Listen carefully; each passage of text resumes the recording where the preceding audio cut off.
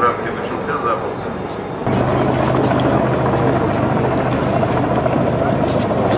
Мы однозначно после того, что с Немцовым произошло, живем в другой стране. В стране, где, во-первых, если раньше критик власти мог опасаться домашнего ареста или просто ареста, то сегодня, видите, уже стоит опасаться просто гулять по улице. То есть это уже изменилась страна однозначно. Я все-таки надеюсь, что это радикальные какие-то ответвления, либо, скажем так, вот каких-то а-ля новороссийских структур. Безусловно, они настроены на провластные, такие российские радикальные крыло. Я очень надеюсь, что это, как говорится, след событий на Украине. Либо это что-то зреет внутри антимайдана, которые решили таким образом сводить счеты с оппозицией, физически ее уничтожая. Это я считаю основными версиями, потому что третья версия, если это не это, то, к сожалению, это какая-то роль провластных структур внутри Российской Федерации.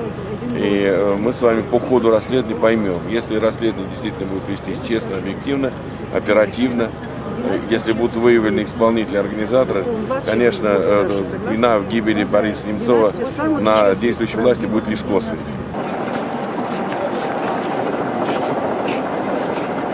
Я думаю, что убийство не будет раскрыто, потому что это все тщательно спланировано. На него давно идет охота, и власти неудобны такие люди, которые говорят правду.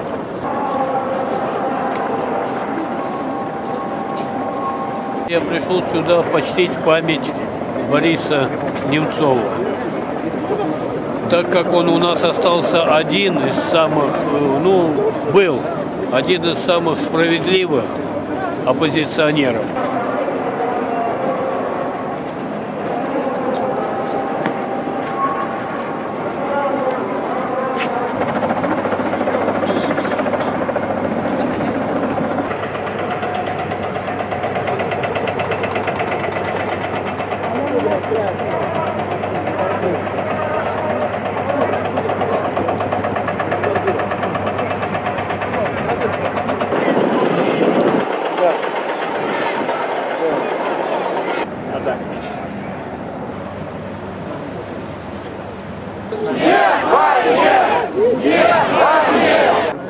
Светлая память Бориса. Спасибо вам всем, кто пришел почтить его память.